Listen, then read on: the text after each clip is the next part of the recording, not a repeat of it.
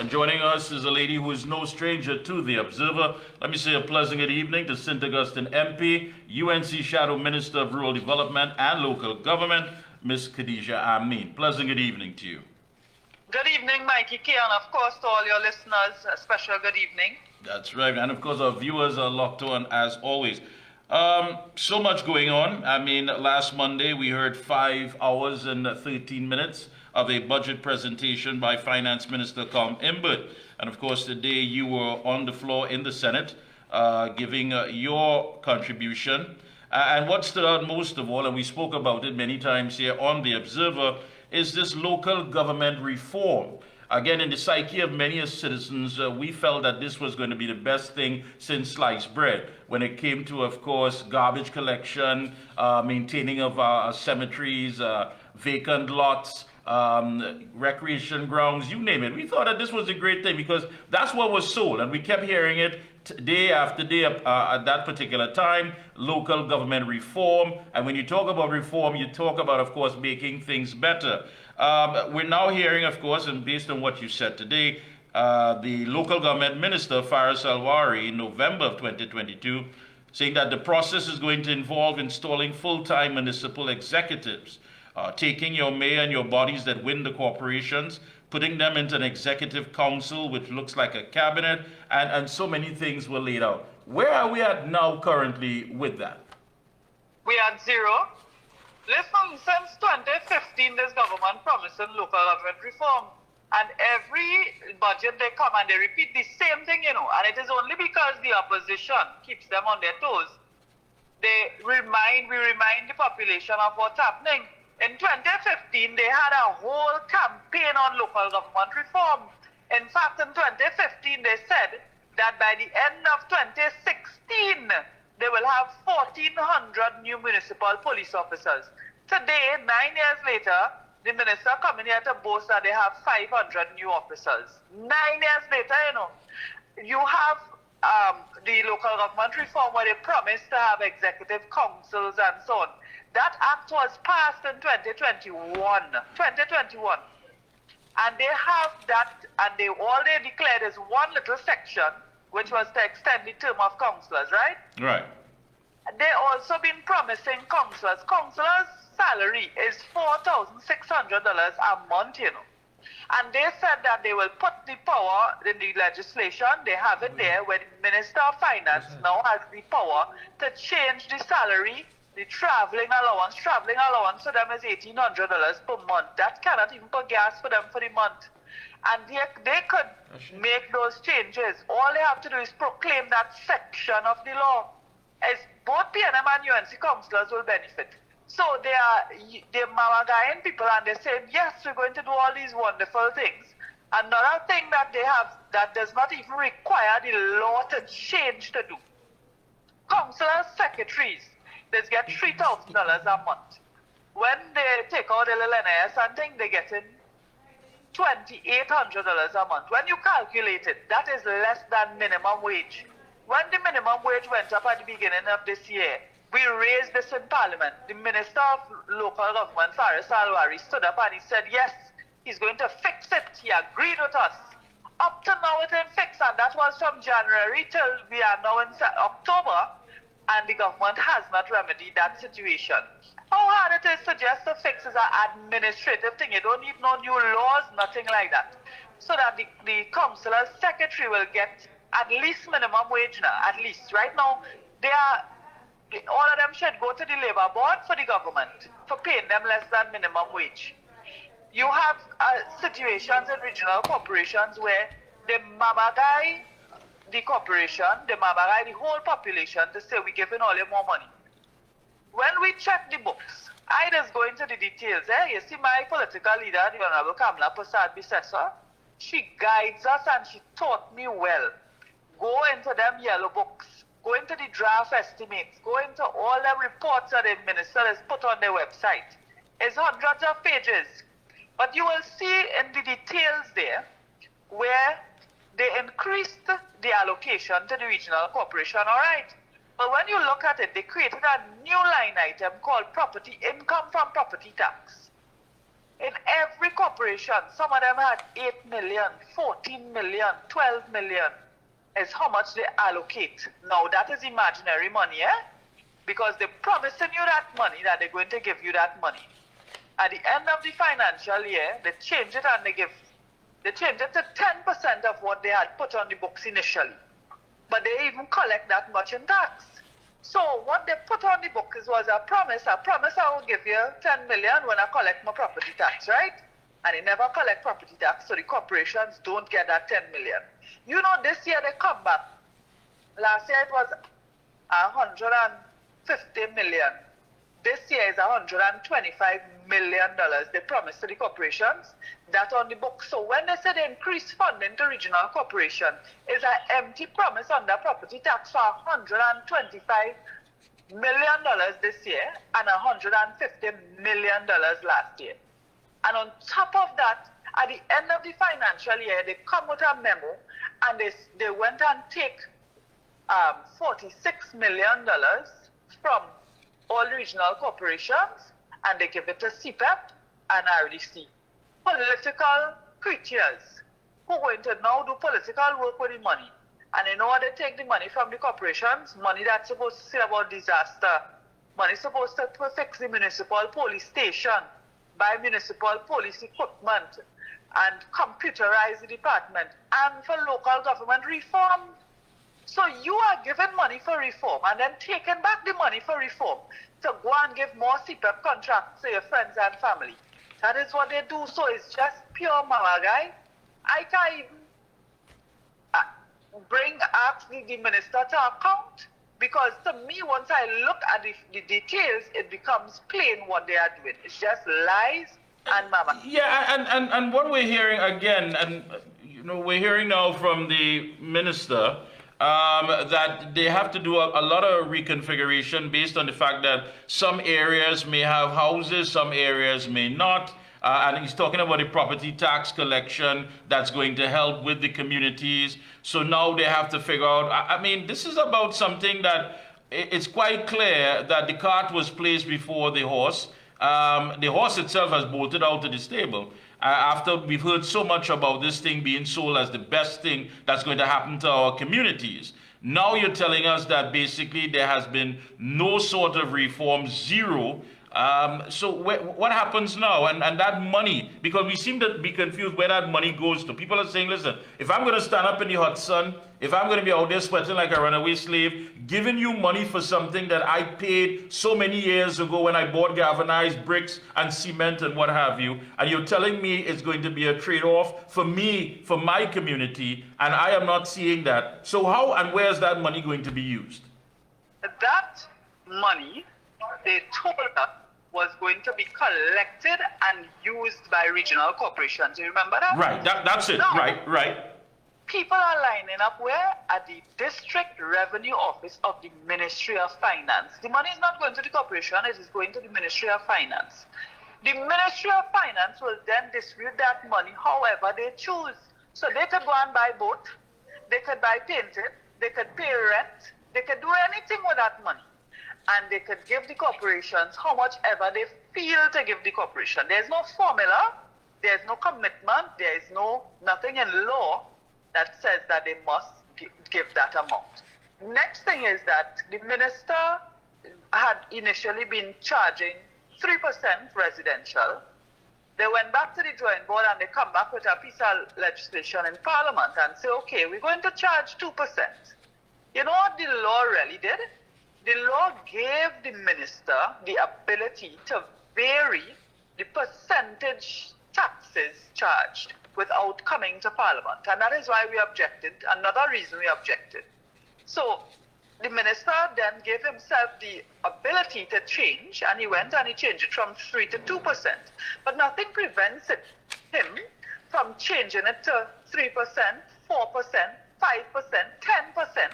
Nothing prevents him from changing that. He doesn't have to come to Parliament. He can do that on his own. So I'm just warning the population about that. Yeah, all right. You also touched on flooding and infrastructure damage. We saw what happened in Chaguanas with the mayor. We were told that there were, I believe it was infrastructure inspectors. I think it was the first time we heard about these inspectors from the Ministry of Works and what have you. There were so many complaints about the infrastructure and a lot of these things that were not working properly. Where are we at with that? I mean, has that been a priority now? Has that been laid out as a priority to deal with these issues? What priority you think the government have with a study? Listen, and the thing is, it is not only the opposition areas that get in flooding and bridge falling down. The thing is, we highlight it. So when you see a road and a bridge in Central fall down and MP Ravi Ratiram and MP Vandana Mohit, they're protesting and calling them out. When you see all of us as opposition MPs, when we see Bamboo and Valsane and St. Augustine flooding and Khadija Ameen out there, it is because we are outspoken and we are speaking on behalf of our constituents. But their own constituents get in flood. This week, you had Aruka Maloney, Lupino Bonner West, all along the Eastern Main Road, Rima Old Road like a river. These people get damaged, thousands of dollars in damages to their homes. They get no compensation. The PNM is not fixing it. The infrastructure, things falling down all over the place. And you are not getting any real results. So I don't think it is not that when I really watch it, sometimes we see geographic discrimination. They certainly don't give St. Augustine projects, road paving and bridge. I have a bridge falling down Dry River Trace years now, and I'm begging. But what I see them doing is using taxpayers' dollars for political funding, campaign funding. The same thing they did in Maruga Tableland in Lengua Indian Walk, where they give out grants, they give out food cards, they give out hampers, they pave road, they do WASA project, all with government money, only in that specific area for an election. You had the special purpose company for secondary roads. $200 million went for secondary road paving. It was in the Ministry of Local Government, not a road pave. They moved it to Ministry of Works. Minister Rohan Sinanan cannot account for where $200 million went. You know, when I check into details, you know what they do? The roads are only paving in the marginal constituencies. They're using that $200 million to finance their campaign, to give themselves a better chance in the marginal seats. And if that is not good enough, they had to disband that company because there are allegations of bid rigging and auditors are now looking into their books. So the $200 million just gone poof. And the only evidence we see is only in those marginals. So even the PNM constituencies are being stifled. They're not getting the resources they need. I saw a letter from Penelope Beckles saying to the Minister of Education, saying how ashamed she's now because the Lafayette Primary School that abandoned for years since 2015 that the PNM promised. So even within themselves, you are seeing where they are using the government money for campaigning. And I am saying that this must not happen. Every citizen across the country, you must not have geographic discrimination, and you must use the funds for what approved. And Ms. Ameen, that is what was sold to us, that all of that would be something of the past. This would be a system, based on the reform, a system where there would be fair equity across the board regardless of where you reside. Again, we are being now told by the local government minister, Mr. Alwari, that based on how things are, some areas may be more modern than others, some may have more structures than others, there may be more homes there than others, and so the calculation itself needs to be reconfigured, needs to be reassessed, and then basically put a system in place. Now, one would have to say, now, you're talking about in the budget, 1.771 billion. That's $1.771 billion. How much of this basically has been laid out to deal what's on the agenda as far as infrastructure, as far as councillors, or basically is this mostly going to be involved reoccurring expenditure? Well, in terms of what? As far as the spending goes, I mean, as far as many of these things that need to be repaired, many of these things that need to be addressed, as far as dealing with the municipal police, as far as the roads, getting these roads and infrastructure in place. I mean, this is I mean, when you look at it, it's an all right chunk. But again, is this going to be enough? And again, how is this going to be dealt with? It's not enough. Let me tell you, I have a table. I took my time and I dissected the thing and I did a comparison. When you consider the amount of people living in a region and the funding they get, Point Fortin Borough Corporation has 20,000 people living. Tunapuna Piako Corporation have 250,000 people and they get roughly the same amount of money. So how the constituents of St. Augustine, how are they going to be treated in terms of the rest of the country and the per capita funding?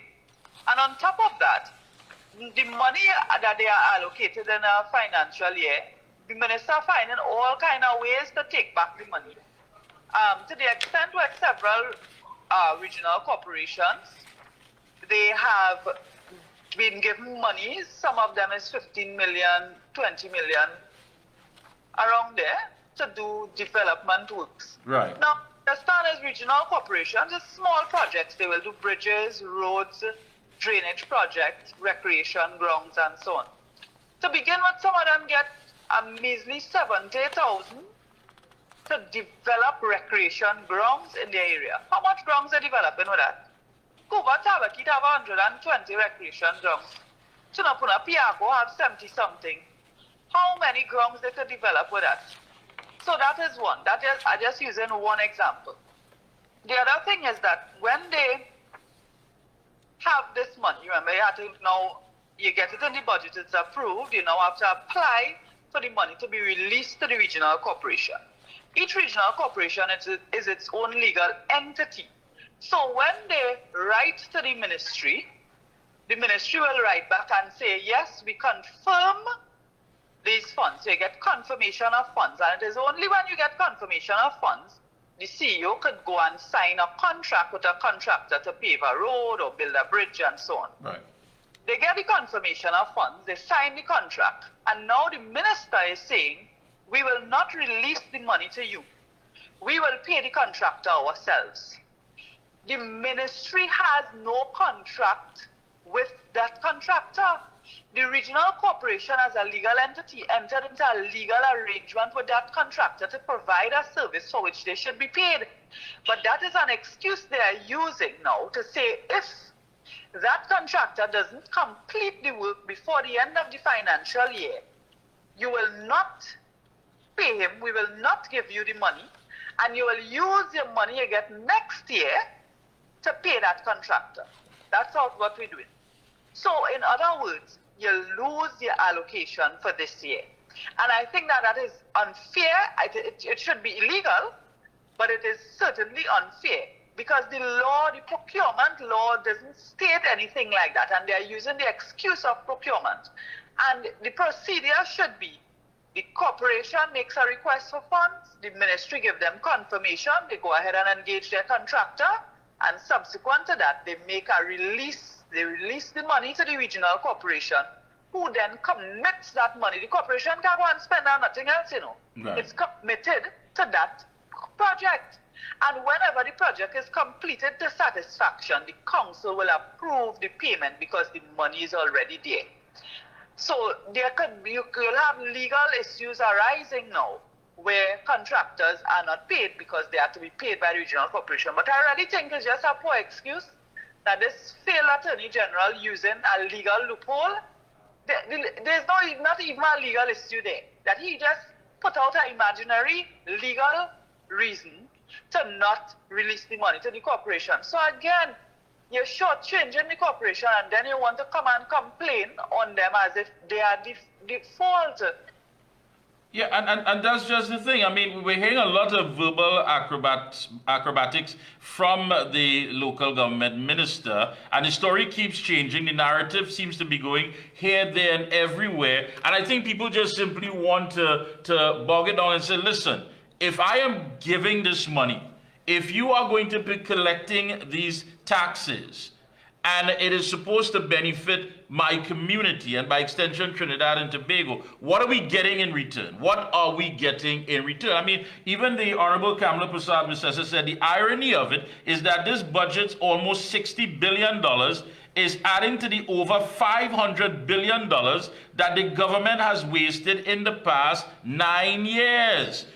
Again, you know, I mean, come on, when you look, take a step back and you look at it, what has been done to elevate the lives of the citizens and the communities?